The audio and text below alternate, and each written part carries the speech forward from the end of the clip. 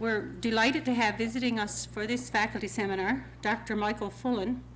Dr. Fullan is extremely well known, and for those of you who are faculty members, I circulated to you a brief biographical sketch that his office provided for me. For the benefit of those who are visiting, I will just read that as it's stated here. Michael Fullan is Dean of the Faculty of Education, University of Toronto, as of February the 1st, 1988, and Professor in Sociology of Education. Prior to this appointment, he was an Associate Director Academic at the Ontario Institute for Studies in Education. He has participated as researcher, consultant, trainer, and policy advisor on a wide range of educational change projects with school systems, teachers' federations, research and development institutes, and government agencies in Canada and internationally. He is author of The Meaning of Educational Change and What's Worth Fighting For in the Principalship. He is co-author of 3 recent major policy studies for the Ontario government: Teacher Education in Ontario, Current Practices and Options for the Future, with Michael Connolly, Monica Hiller, and Nancy Watson; The Supervisory Officer in Ontario, Current Practice and Recommendations for the Future, with Paul Park, Tom Williams, Patricia Allison, Lynn Walker, and Nancy Watson; and Strategies for Implementing Microcomputers in Schools with Matthew Miles and Stephen Anderson.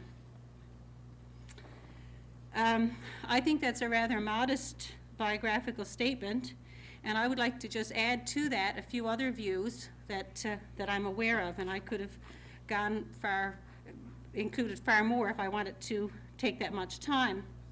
My own introduction to the work of Dr. Fullan occurred around 1983-84. I was interested in the area of educational change, and I was introduced to a book, The Culture of the School and the Problem of Change, by Seymour Saracen, an American who is extremely well known in this field. One of the footnotes in that particular book reads as following, and this was a footnote written by Mr. Saracen. After this book was put into the publication process, I read, thanks to Professor Michael Fullan of the Ontario Institute for Studies in Education, a draft of his forthcoming book, The Meaning of Educational Change. Fullan has written a most thoughtful and important book that, given its focus, is more comprehensive than mine in its analysis of discrete studies of efforts at change. The 2 books are both overlapping and complementary in substance and conclusions. Coming for somebody so well known in the field as Professor Saracen was a good indicator that this was a book that I needed. So I immediately sent for it and received The Meaning of Educational Change. For the purpose of this introduction, one of the things that I did was counted the number of entries in the comprehensive bibliography which was included in this work, because this work is a summary of the research in educational change. And you might be interested in knowing that it was 460 entries in the bibliography. I think it's fair to say that once you were introduced to this book, you had a good introduction to the whole field of educational change. Many others agreed, and some of the statements that's been said about this book on educational change is included on the back of this book. Educational leadership. Michael Fullan pulls together leading scholarly studies into this dynamic 1-volume package that tells just about everything a person needs to know about educational change. From the Canadian Journal of Education, informed by 14 years of persistent work on the implementation of planned educational change, this is the most comprehensive, up-to-date source currently available on implementation research. I think then that we are indeed fortunate to have somebody of Dr. Fullan's stature to share with us his views on the process of implementation, especially as they apply to a faculty of education such as ours that is undergoing change. So it is with great pleasure that I will extend a warm welcome to Dr. Fullan and look forward to hearing what he has to say.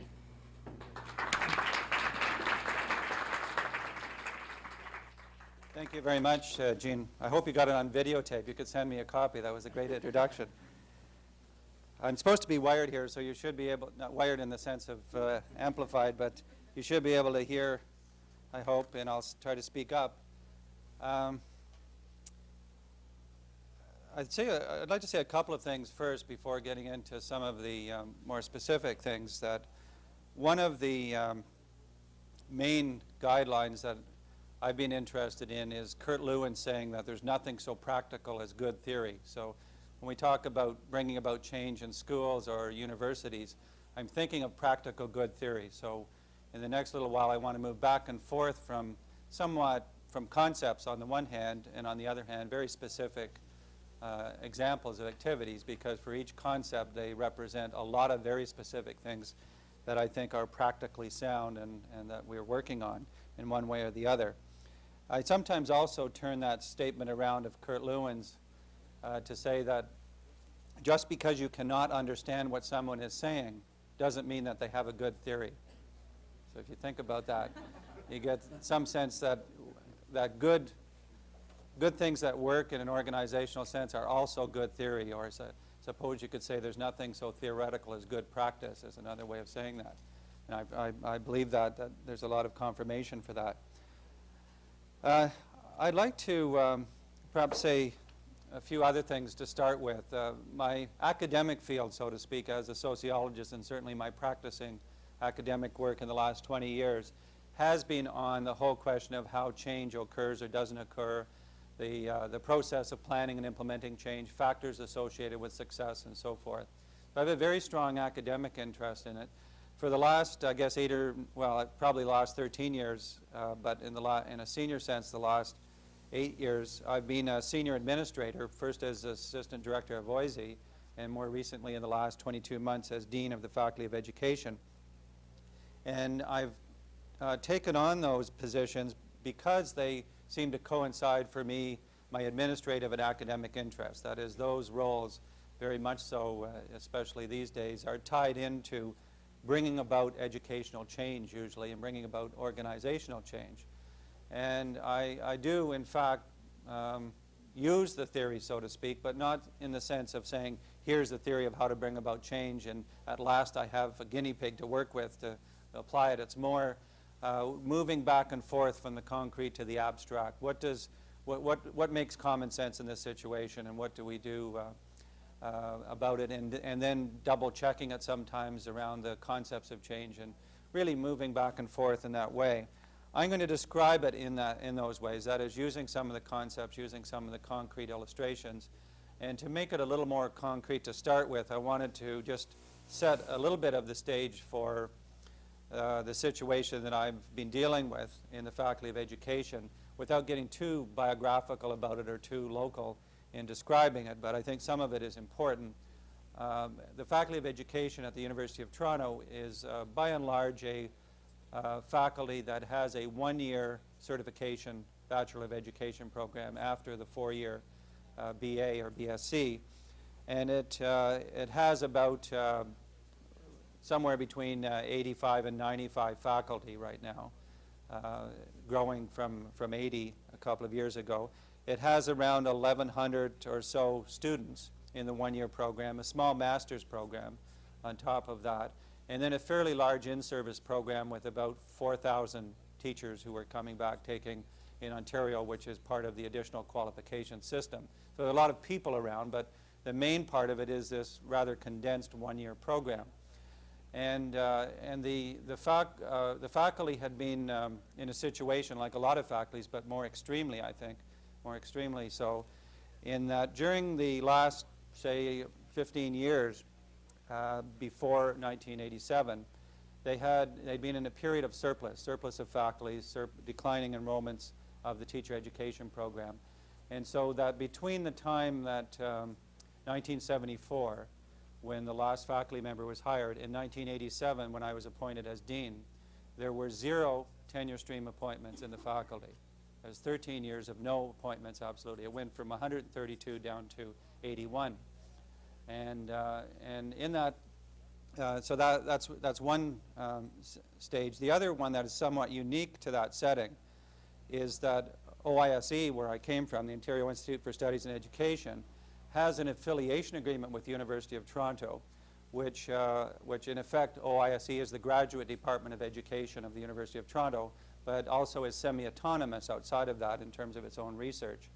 And again, prior to the decision from which I went to the faculty, just prior to that, the university's position, and in fact the province's position was that OISE and the Faculty of Education should be integrated into one institution because they were both on the doorsteps of each other in the University of Toronto, and they had complementary possibilities. So that, needless to say, caused a certain amount of political furor in OISE as well as in the Faculty of Education.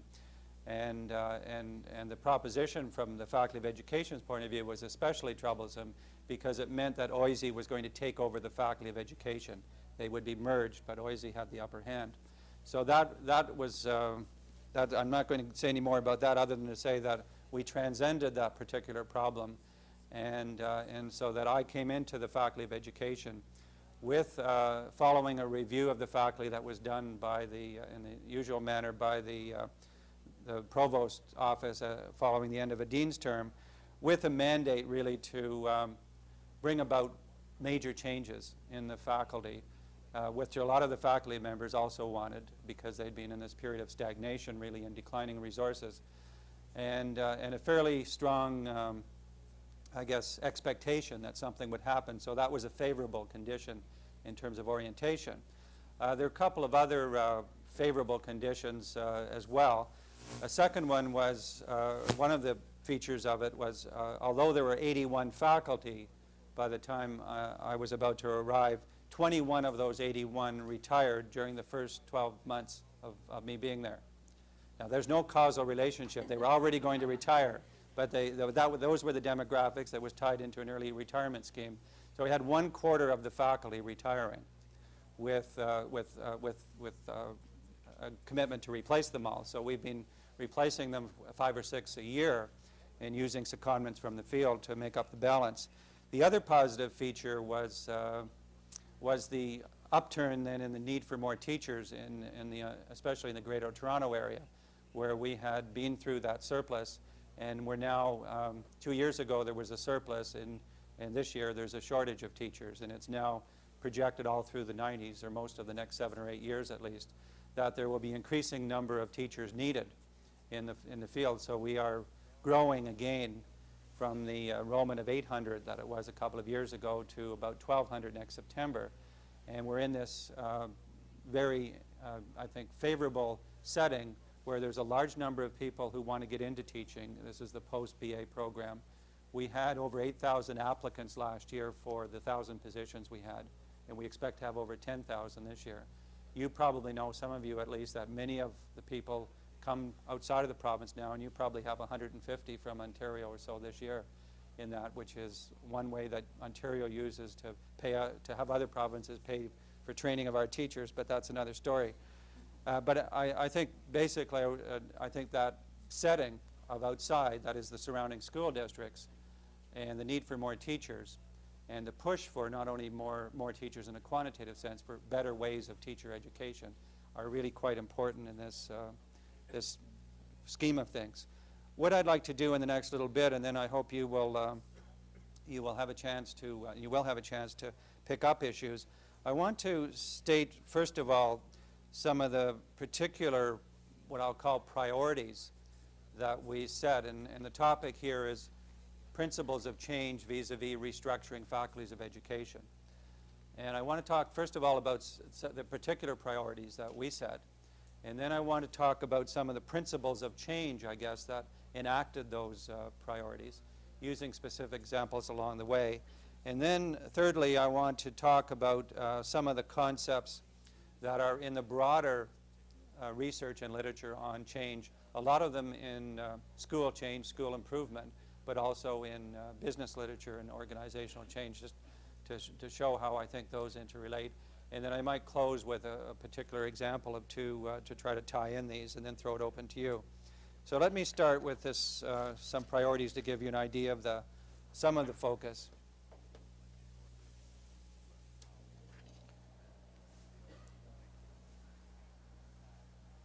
These 6 happen to be the major ones that we formulated from the beginning, or that I presented to the faculty and worked through. Some of them are quite obvious, and the combination of them really do mean some things that are quite focused. But faculty renewal was an obvious one if you go back to that no appointments and the large number of retirements. So part of that comes through the hiring of new faculty. And the steadiness, I guess we will go for maybe 7 years, hiring 5 or 6 a year by the time we're finished. So it'll be a steady flow of new people, quite a few at once. We've added about 10 just in the last 22 months, so a large influx of new people. We have formulated 2 sets of criteria, basically, in doing that. One is that people that we're looking for have what I would call an inquiry orientation. That is, the work that they do is characterized by doing inquiry on whatever it is, and it's I suppose you could say it research, but we want to make it more fundamental than that, dealing with including publications, but not necessarily traditional ones, but inquiry as one feature. The second major feature, equally important, is appliedness, I guess, for want of a better word, and that is hiring people who are used to working in applied settings, schools in particular, but it could be other variations on that, and that these people then are working naturally with teachers, administrators, and that's how they do their inquiry, that's how they like to do their various teaching. So we combine those two and really want people that can work in the kind of image that we have of how this particular faculty should work, I suppose. There is a problem eventually in that, and that is how can you find enough people when you're entering a period of faculty shortage now. I'm not talking about teacher shortage, but faculty shortage. I'm sure that this year that in the faculties of education in Ontario, the 10 faculties, there are easily 50 faculty recruitments going on. That is, there are a search for easily 50 positions just this 1 year for next September, because each faculty has faced somewhat the same situation that we have had, where about 1/3 to 1/2 of the faculty is retiring from 1987 to 1991, just in that band, enormous retirements. And so there's a shortage of people coming into it, but that's the goal, and we've done some of it. The field-based program is another, and it's not the way that every faculty could or should perhaps choose its pursuit, but it's one that I believe strongly in, arising a lot from the field work that I did through OISE and the continual work on school improvement and school change. And it's basically to say, without getting into details for a moment, that what we should be doing as a faculty of education is working closely with school boards, school districts, and schools and teachers, and designing more and more of our programs, whether they're the pre-service 1-year program or in-service or teacher leadership programs or whatever, designing them in a partnership with those field settings and having them take place in that kind of partnership framework. So I think that's an important part of it, and it really legitimizes and values then the field work, but ties it into some of the other things. The third one, reorganization, is one that I know that this faculty is facing through the couple of documents that I've looked at, and certainly ours did that, which was, again, really a traditional structure, even, I would say, even worse than anywhere else, in the sense that as I arrived, there were 23 departments, 81 faculty, 23 departments. They're little bits and pieces of the English department, library science. Each one had a chair. And I can tell you from a little bit of experience, at least, that it's easier to reduce from 23 to 4 departments than it is from 9 to 6 or something like that. Because when you have that many little bits and pieces, there aren't strong entities. They're fragmented a lot. So we've gone through, and I'd be glad to talk about it in more detail later, but we've gone through during the first year to reorganize by reducing the number of departments from 23 to 4. Having the new departments operate not as intact places, but more in a kind of loosely federated way, with most of our faculty being involved in more than one department, cross-appointed if you like, and none of the faculty renewal positions based in departments. They're faculty-wide decisions in that sense. So using that structure, but and similarly creating some of the infrastructure around the associate deans by moving from one associate dean to 2, where we have one in charge of field service and research and one focusing on the undergraduate and the graduate program. So that was another feature. I think the other thing I'd want to move to in research is there's two particular aspects of research I'd like to take up. And needless to say, the Provostial Review and reviews like that always say about faculties of education they should do more research. And this place was no exception in the sense, not a tradition of teaching, but not one of research. And there's been an emphasis then on how that might be done, and certainly an expectation that it would be increased in both quantity and quality. And we're engaged in that, and a lot of it is being done. I won't say much else about that first part of the research thing I wanted to talk about. But the second one of research is to begin to do more and more research on our own programs as part of the way of doing things. So when innovations are developed, as I'll mention in a moment, we've tried then to use it as a way of doing research on those so that we can monitor what's going on and disseminate it and kill two birds with one stone and that type of thing. So research has been a major part of the platform. The buildings and facilities resources is another major one, which the building is in great disrepair. I won't bore you with the details of that. And also the facilities within it, just the science labs, the computers, everything you could name had been neglected through years of low budgets. And so you're starting over from a very low resource base. And some of this involves outside money, but it certainly presents a major need to feed into this.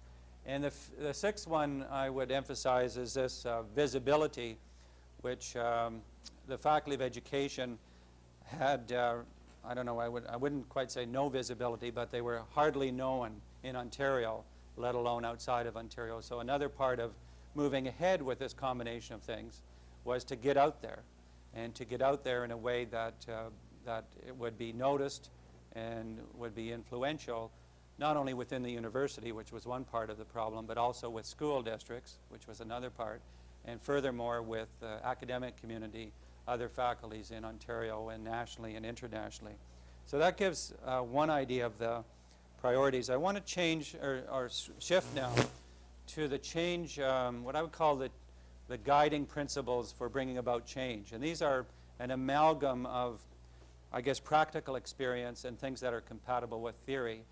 And as such, they're not, the theory parts of it, I guess, they're not that predictable. That is, I find a lot of the things when I look closely at a practical theory of change, that some of the things we would have predicted should be done actually are not the ones that you would do when you're working this most effective. That's a very abstract way of saying it, but let me show you these 5 principles, I guess, that I think capture most of the things that guide what I've been trying to do at least.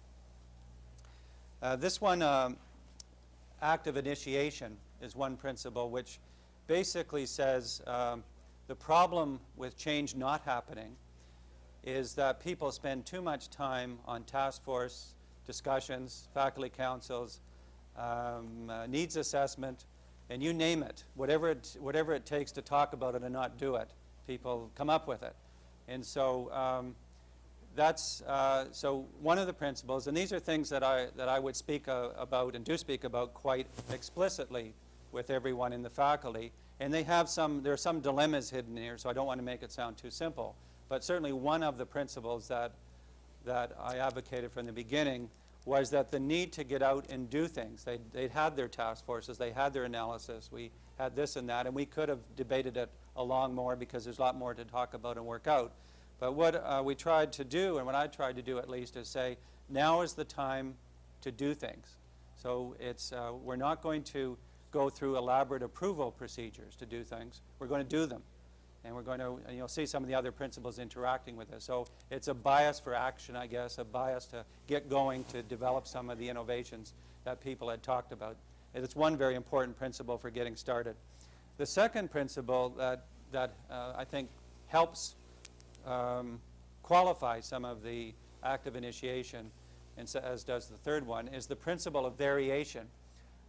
In our programs, and we have a stream, for example, for elementary school teachers and a stream for secondary school teachers, that instead of trying to decide on the whole stream would be changed one way or the other, we followed the principle of what I would call variation, which is to say, let's get small experiments, pockets of experiments going where a team of faculty would work as they do with a cohort of 30 students and would design the entire program for those 30 students within the broad parameters of what was supposed to be happening.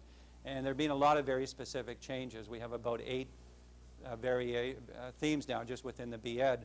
And they range from things like retaining the traditional structure, which was 19 weeks of teaching, seminars with 8 weeks of practice teaching sort of interspersed and broadened out into that, to the more typical new ones, which are ones where a team plans this unit for a group of 30, that some of the features usually of it are, for example, that student teachers spend 2 days a week working with a teacher in a classroom every week, and 3 days a week taking seminars. They still do their practice teaching on top of that, and that those 2 days a week that are spent in schools are not just assigned to individual classrooms, although that's part of it.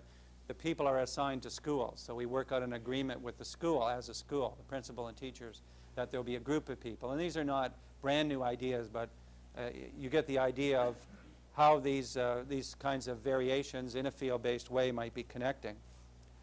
So that was another one. The third principle I've followed was if we weren't going to have everybody participate in decision making, and indeed if we weren't even going to have an approval mechanism at the beginning to speak of, then we should honor voluntarism, as we shouldn't expect people to do things that they don't want to do or had no hand in saying.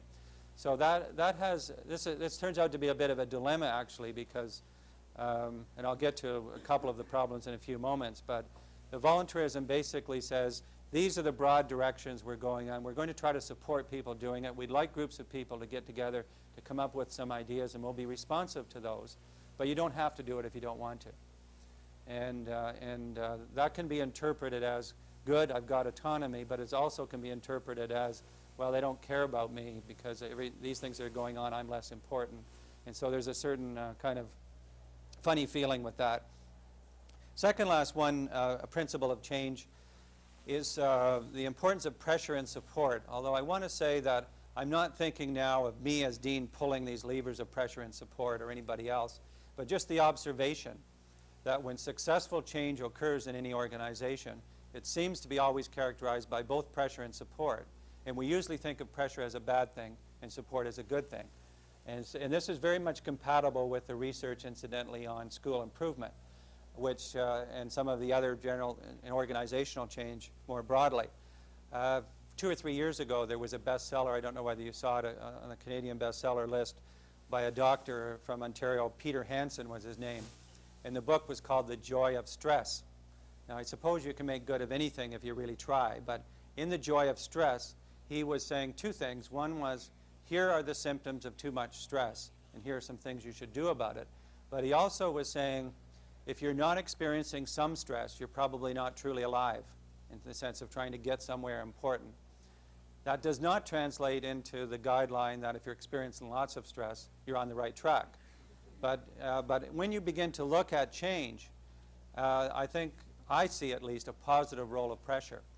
And when I look at strategies that work in school improvement, for example, peer coaching, one of the reasons I think peer coaching works when it's well implemented is that it integrates pressure and support in a more acceptable way, more seamless way.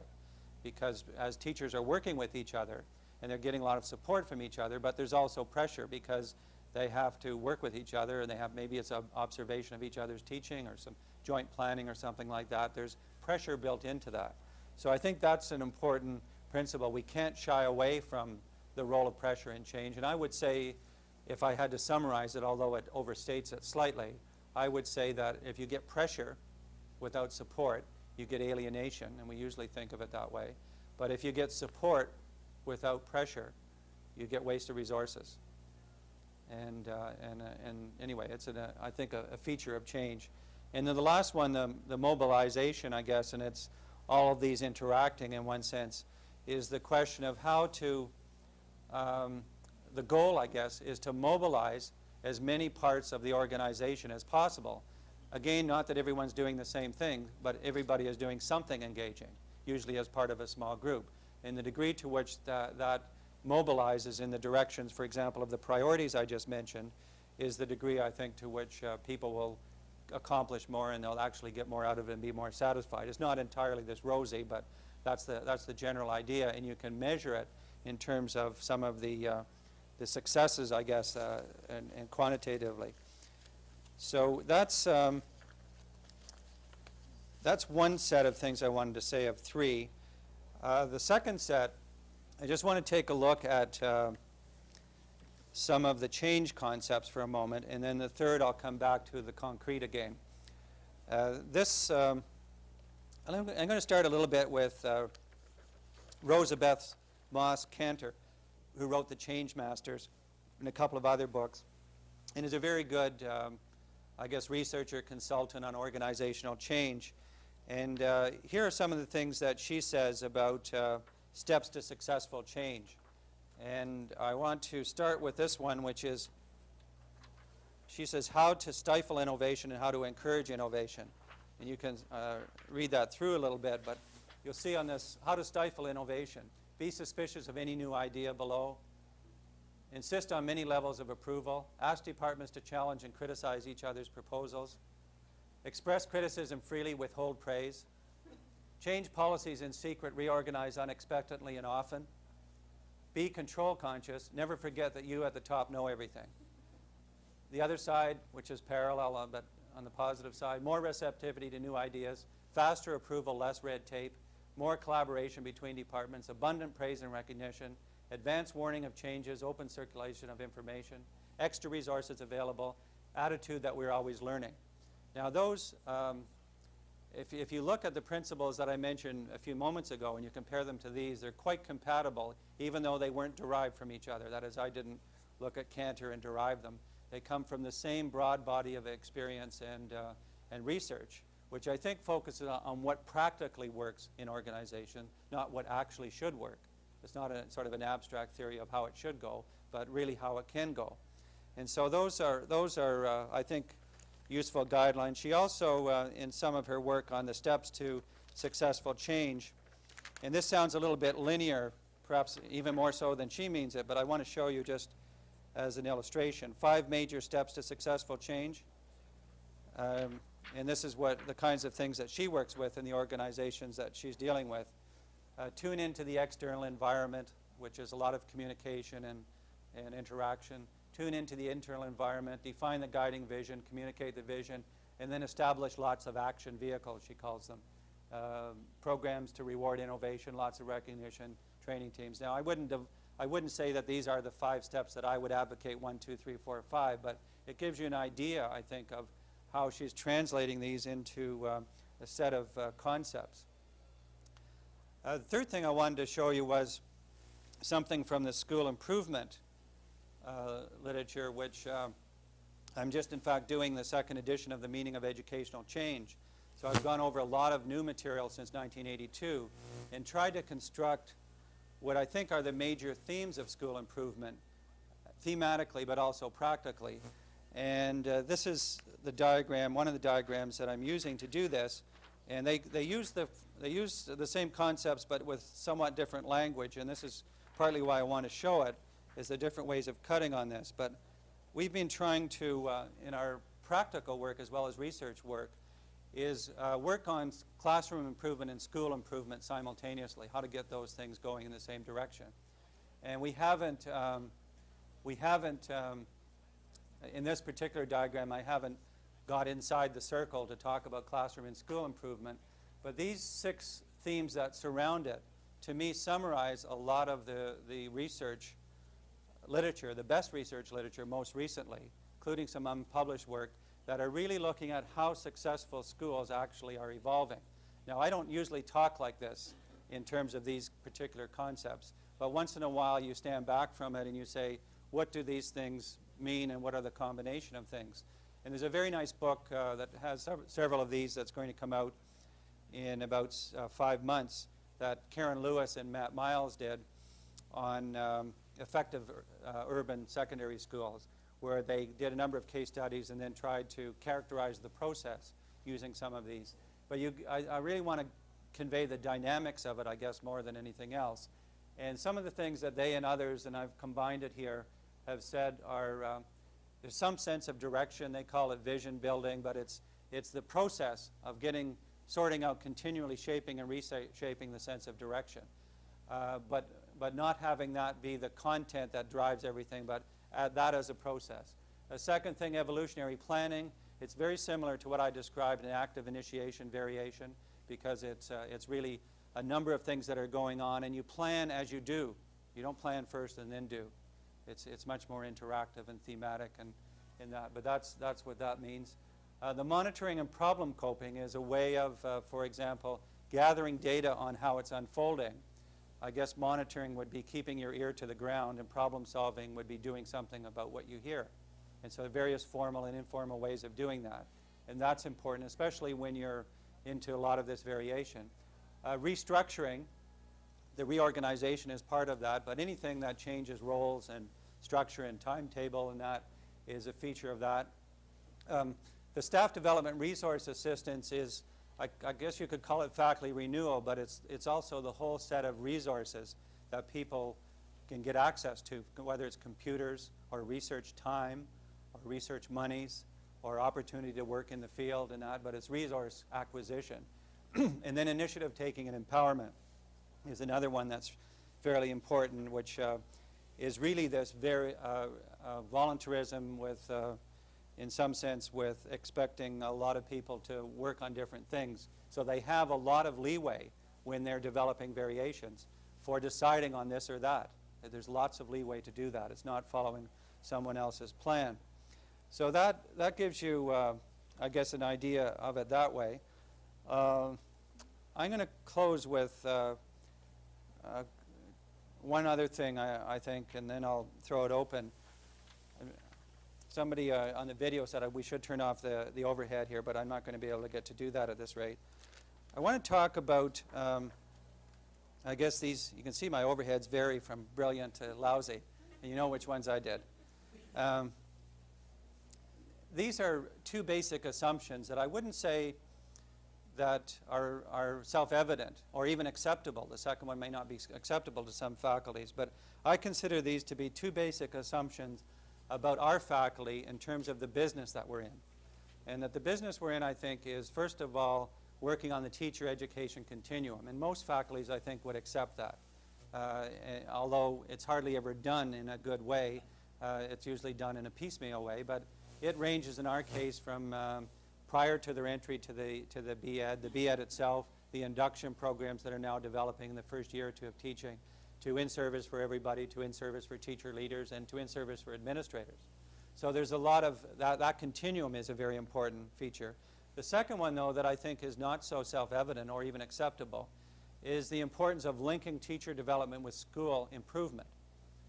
And another way of putting it is I consider the faculty, including myself, to be in the business of helping to bring about school improvement, not just to be in the business of producing teachers.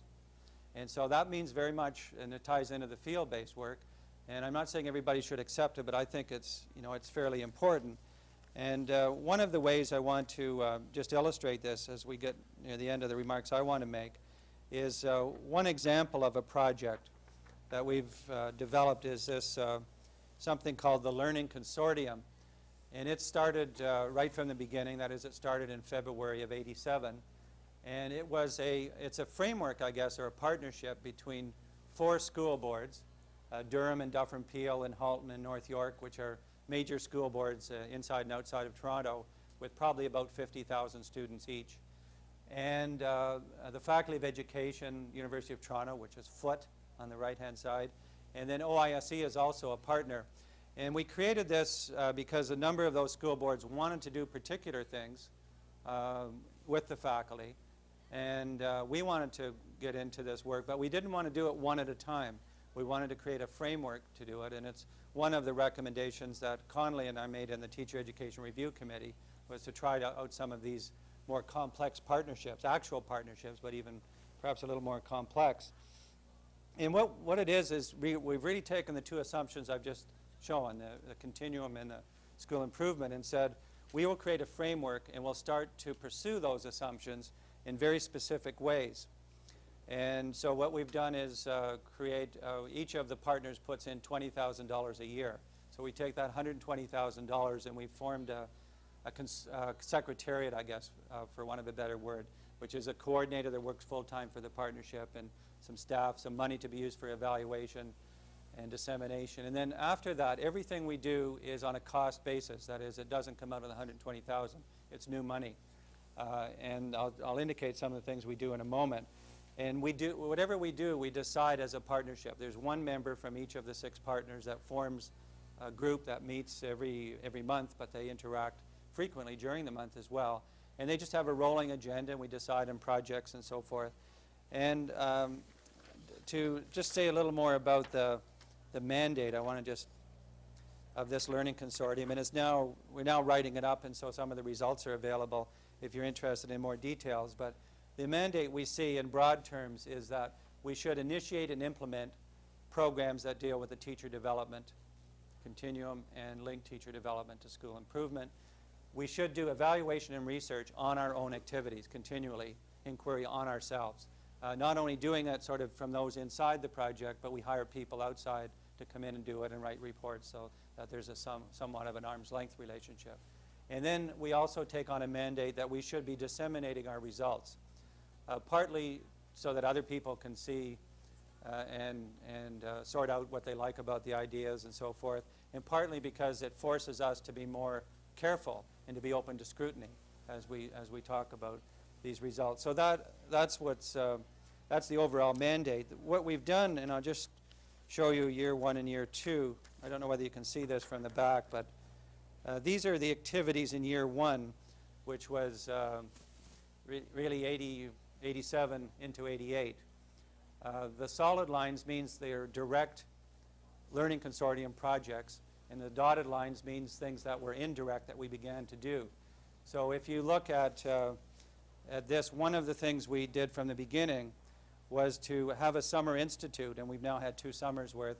And the summer institute had about 100, we put a ceiling of 100, and it was a 1-week-long summer institute where the people who came, most of them came as teams, a principal and 2 teachers, for example.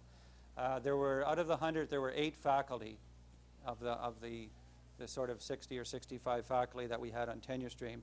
And these people spent a week, and I won't say how we got to decide what to look on, but what we decided to look on was cooperative learning as a method of instruction that seemed to work, coaching as an approach that seemed to really all happen to parallel cooperative learning, but also had a lot of other usage for teachers working with other teachers, and the management of change, which is the kind of thing that I'm interested in. So we took these 3 strands and built a summer program around that, an in-residence program, and then we provided a lot of follow-up support for this during the year, that is helping people implement the program and using the concepts, if you look at initiative taking and monitoring and resource assistance and all that, those were in there. And so the Summer Institute and follow-up went in year 1. We also did, these names are not really the best usage, but there's a shorthand way of doing it. We also did a lot of in-service with a cadre of 40 people. It was 8 people from each of the 4 boards and 8 people from the faculty, 8 faculty members, where they did a number of things during the winter, and they weren't the same people from the Summer Institute. And we began to work on in-school development, which was part of the follow-up. And then basically, if you think of it as mobilization, I suppose, for want of a different word, is that we were trying to work with teams and a variety of people in terms of what they were interested in, just getting things going out there. And that was year 1. The year 2, which finished in June of '89, you can see the multiplication of things that happened. That is, they evolved naturally from our first setups. We did another Summer Institute in '89 with follow-up support. But then we began to do other things like university program and pre-service. If you go back to that, we began to then do things like, let me give a couple of illustrations. One of them was to take in our cohorts of the pre-service program and to take given cohorts and begin to place them in their in-school time in the schools where the teams had taken the Summer Institute. So I think of the principal and teachers of having worked with this, they now become the support people, and they're going to be the school associates and so forth in the school development. Now, it's not meant to be tight. That is, we're not kind of training somebody and cadreing somebody else so that they can impose on our student teachers. It's a lot more fluid than I'm describing in this shorthanded way. But those are some of the connections we made. For example, we also derived out of this rather naturally something called an apprenticeship program, where we took some of the student teachers who were next in line to get into the faculty, but there weren't enough places. And we developed with the boards, and the boards mainly delivering it, an apprenticeship program for a year where those people spent most of the year on pay, being paid, working with a mentor teacher as a teaching assistant. And then at the end of that year, they then are guaranteed admission into the BEd the year after that. And then we designed something special for them, taking that into account. So you begin to see those types of things going on. We've done leadership, administrative, professional development. We've begun now to work much more with principals and vice principals and others because they're part of the teams as well. And then this critical review of literature is just one example. It's built in, I guess, into the Learning Consortium, but it's also into the notion of what's the proper role of the university. And we think the proper role of the university, as you do, I'm sure, is in the knowledge, in knowledge development, knowledge use, knowledge production, and so forth. And so one of the things we do a lot of is to try to look at research and bring it into our programs. And right now, as an example of the critical review notion, we have a contract in the Learning Consortium from one of the teacher federations to do a critical review of coaching as a phenomenon, including coaching practices. And so we try to take this knowledge pushing role, but also critical assessment of some of those knowledge and develop a spirit of inquiry, I guess, that I would describe for those most of those situations, is to get things going, but to have a kind of openness to it as we describe it. Now, I think maybe I'll stop with just a couple of comments that are more, I suppose, the downside of some of this. And that is, I think some of the issues that we're seeing after getting a rapid start and lots of things going, we begin to see now, I think, more of the other side of some of the principles I described, so that one of them, for example, is people in the faculty saying, there's not enough communication around here. There's too many things going on, and I don't know what else is going on, and I'm hearing it from the field before I hear it inside. So there's one problem is the problem of communication. And the more you go into active initiation, the more the communication has a trouble keeping up with it. Although there are ways, as we learn about that problem, to deal with it that we wouldn't have thought about necessarily in our advance, or we didn't do. So I think that communication, this includes things like people being interested in something else even if they weren't part of it. So the communication is a problem. I think a second problem is the whole approval mechanism. How are we being accountable? Who's monitoring this? And although we have monitoring internal, we're not going to the faculty council to get approval. And that's a bit of a problem, because here's a case where it's not so much that people are being not involved in something, it's that even if they weren't involved, they would want to disapprove of it, if I could put it that way. Or they certainly would want a chance to talk it through. So that's a second one. I think a third one, which is the downside of voluntarism, is that some people have felt, well, a lot of things have happened here, and I haven't been part of it, other people have, and I'm sort of left out of it now, and what I'm doing is less important or less recognized, less valued than what other people are doing. So as we've shifted through this first year and a half, the things we're doing now are much more focusing on consolidation, on bringing these sort of themes into discussion and that approval, and sorting some of that out, and communication. And so there's a lot of sort of building of the sense of community now. But I maintain, just to conclude with this, that it's more appropriate to try to build the sense of community arising out of doing innovative things than it is to build it in the abstract prior to doing something. And so another way of putting it is you have a number of themes going, and then you start to interact around those themes, and then you get a sense of direction and focus and disagreement sometimes. And it's far easier to do it from substance than it is to do it in the abstract. So I think I will stop there. And it's about close to 3 o'clock. I know we have some chances to talk about this some more and hear from you. And I gave you a sort of a quick sweep. And that was the intention, is just to get things out so that we could have more of a discussion in the next half hour about them. So thank you very much.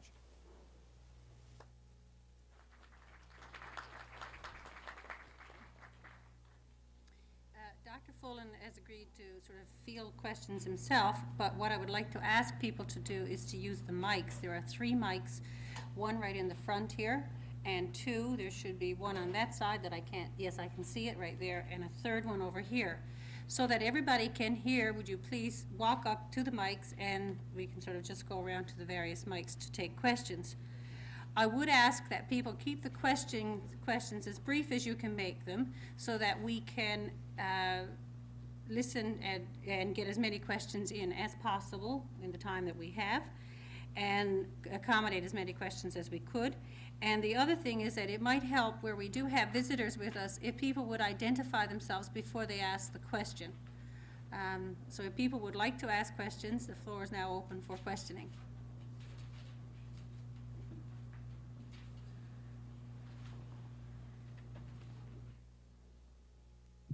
Yeah, I've one question.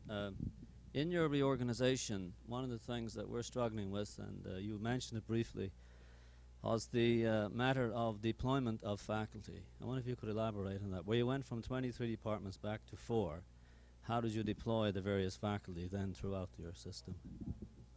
The deployment of faculty into the new structure. Yes. Mainly first of all, in the reorganization, what I did was to talk to a lot of people about what they thought. Most people thought there should be reorganization, so we did a lot of discussion. And then when we thought we had sort of the checks and balances of things, produced a short paper, 5 or 6 pages, which had the principles of reorganization and then the actual proposed reorganization, and circulated that. People commented on it, we revised it, and then we didn't ask for a vote. I just implemented it, so to speak, with the transition year. So that was step 1. Step 2 was that people, by and large, I would say 100% it seems to me, but anyway, the principle was that people can select their own department or combination therein. And that seemed to work very well, that everybody found it. Some people were quite obvious that it should be 100% there. Others wanted to talk about, well, I'd rather be half here and half there, and they talked it through. And it was negotiated between the dean's office and the individual. So there were really 2 principles, I guess. One was that they should basically have the choice, but secondly, we should be able to negotiate it around the edges. And we did that.